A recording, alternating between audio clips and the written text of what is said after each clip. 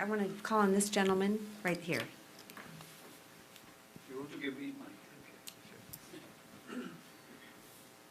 Thank you. My name is Hitisham, and I'm a Fulbright scholar here in the United States.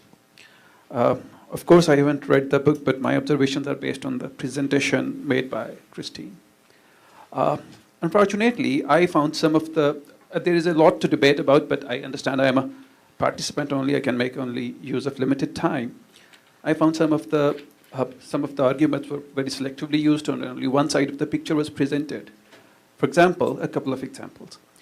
You said Kashmir, Pakistan has no legal basis on Kashmir.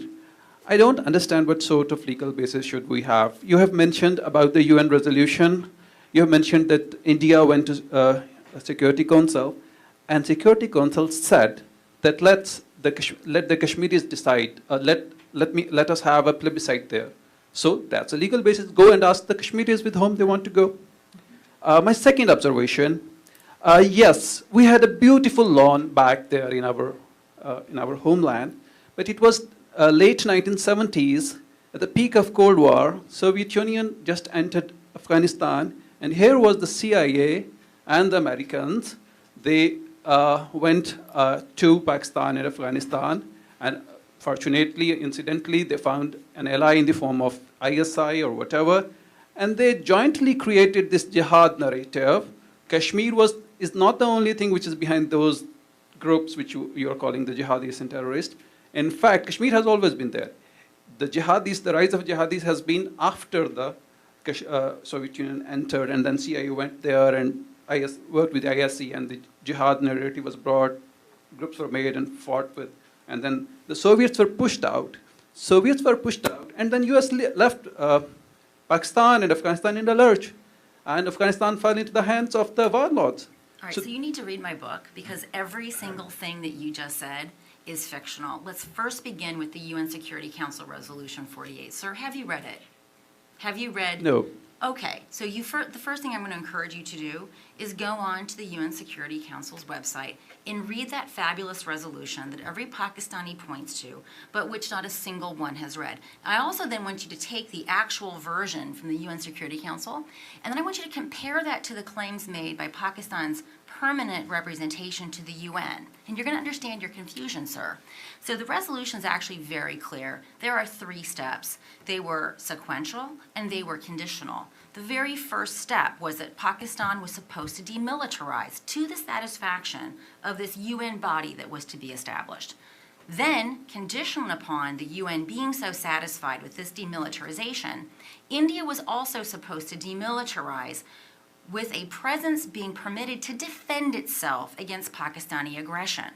The third, having both of those 2 steps taken place to the satisfaction in sequence to this preferences of the UN, then the plebiscite would be held.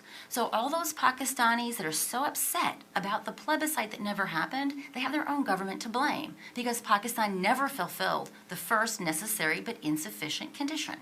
So I'm going to encourage you to actually read that before you ever make such a fool of yourself again by presenting it in public, right? So just do yourself a favor by reading the darn thing.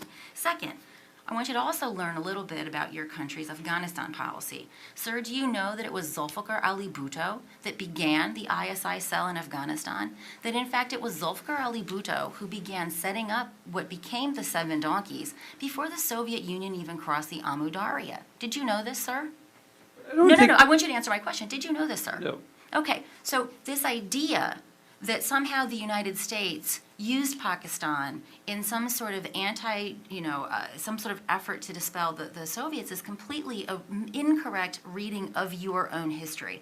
Zulfikar Ali Bhutto, after King Zahir Shah was ousted, and Daud came to power and began implementing pro-Soviet policies, driving the Islamists into Iran and Pakistan respectively, Zulfikar set up an ISI cell so that he could then use those disenchanted, disenfranchised Islamists to become vectors of Pakistan's policy in Afghanistan.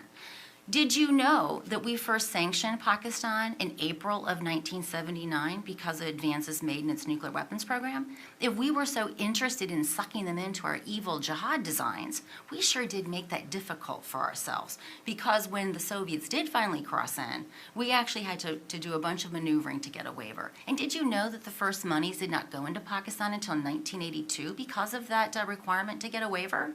So before you go and you blame the United States for using and abusing poor Pakistan, you should familiarize yourself with your own history, because in fact Pakistan had been instrumentalizing Islamists long before the Americans even knew what an Islamist was. Now, going to your next point about the Americans just leaving Pakistan high and dry.